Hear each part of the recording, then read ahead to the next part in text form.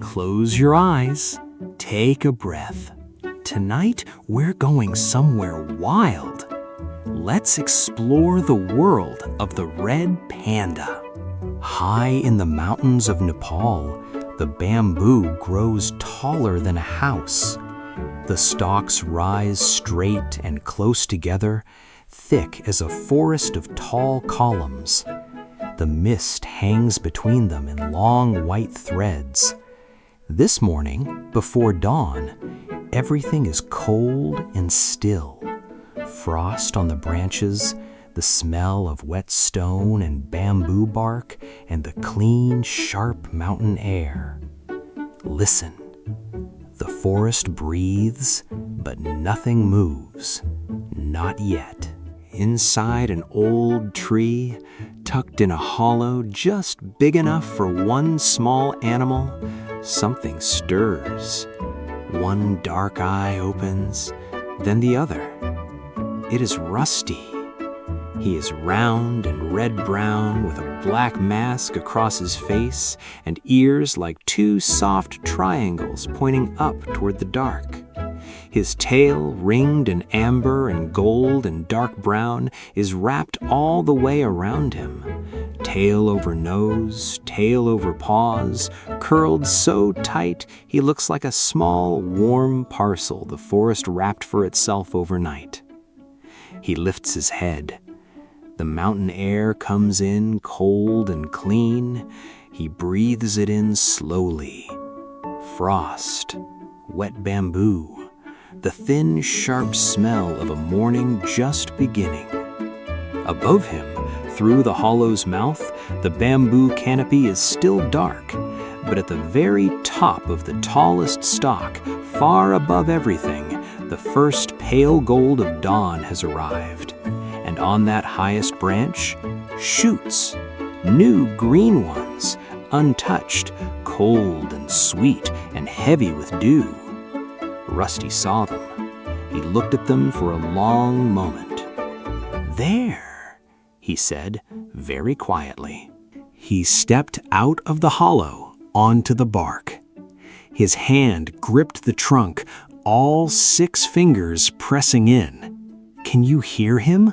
The soft scratch of his claws and that 6th small bone pressing warm against the wood? 6 fingers on the bamboo, and the branch held. He stretched himself long, the way cats do after a very good sleep, and his ringed tail swept out wide behind him for balance. Then he moved, up through the bamboo, from one stalk to the next, his curved claws hooking into each one, his hands finding each grip without any hesitation. He went quietly. The bamboo barely shivered when he passed. Up, stalk after stalk. The mist grew thinner. The air grew colder. The valley fell away below him, far down into the green dark. Up here, the stalks grew fewer and farther apart. The gaps between them were wider. The wind began to find the spaces between the bamboo. Rusty studied each gap with his bright, round eyes. He picked his root, the next stalk, the one after, his hands already reaching before his eyes had finished deciding. His false thumb, that 6th bone growing right from the wrist, pressed into each stalk and locked. The same grip that had been reaching through these forests for longer than any of us can count. First for climbing, then for everything else. Up he went, steady and unhurried. The forest was his staircase, and he knew every step. When near the top, he saw something off to his left. A cluster of bamboo stalks had gone yellow at the tips, dry and papery at the edges. Tiny pale flowers just beginning to open along the stems. Rusty looked at them a long moment. "Sleeping soon," he said softly. He knew, not this one, too late in the season. He looked upward. The tallest stalk still reached above him, still green, still alive. The highest branch still waited. The shoots still there, cold and new and untouched. He turned back to the tallest stalk and gripped it with all 6 fingers. "Not yet! Not this one! Up!" He climbed the tallest stalk. Near the very top, the stalk grew thin, and the mountain wind found him. The stalk bent, a wide, slow arc out over the valley. Rusty pressed his whole body close, all 4 limbs gripped, all 6 fingers pressed in tight. His ringed tail swept back the other way, working to keep him steady. Do you know what that feels like? Holding on when everything moves? "Hold," Rusty said to himself, quietly. Just that one word. The stalk swung back. Then the wind pushed again, and it bent the other way.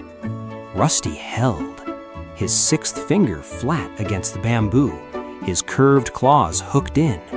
One slow breath in, one slow breath out. The highest branch was right above him, 1 arm's reach, maybe a little less than that. He looked at the branch, he looked at his hand, he looked at the branch again. He reached. His 6th finger found the branch. The stalk bent, the wind pushed, his arms stretched all the way out, and that 6th bone, the one that grew for climbing before it ever held a single bamboo shoot, pressed into the highest branch and locked, firm as stone, sure as the mountain itself. 6 fingers on the bamboo, and the branch held. Rusty pulled himself up. He was at the top. The mist was below him. The mountain was above. The sky was pale gold and wide and cold and completely, perfectly still. He sat in the highest branch, his ringed tail curled around him, and looked out over everything, the whole misty green world, his to see from the top. He reached for a shoot, his 6th finger curled around it, the same grip that had just held the highest branch, now cradling something small and good. He held it up and took a bite. "Cold and sweet," he said with great satisfaction. He ate until the morning was warm. Then he began to climb down, slowly, unhurried, down through the mist, down through the cool green dark of the bamboo, his ringed tail swinging.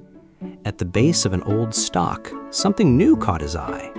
Small green shoots just pushing up through the leaf litter, some as small as a finger, some as tall as a boot, all of them vivid and bright, the freshest green you have ever seen, growing toward the light. "Growing," Rusty said softly. Far below, at the edge of the forest, a small figure moved quietly along the bamboo. They stopped. They looked up into the canopy. They wrote something in a small notebook.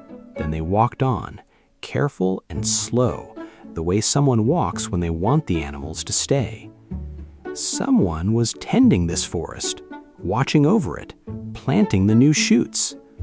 Rusty watched them for a moment, then he turned and climbed back up to his hollow. His tail came around him, once, then twice, and close. His paws tucked in, his eyes grew soft and then softer. Do you know that feeling? When you have done the one thing you were made to do, and the whole world feels right and warm and yours. 6 fingers on the bamboo, and the branch held.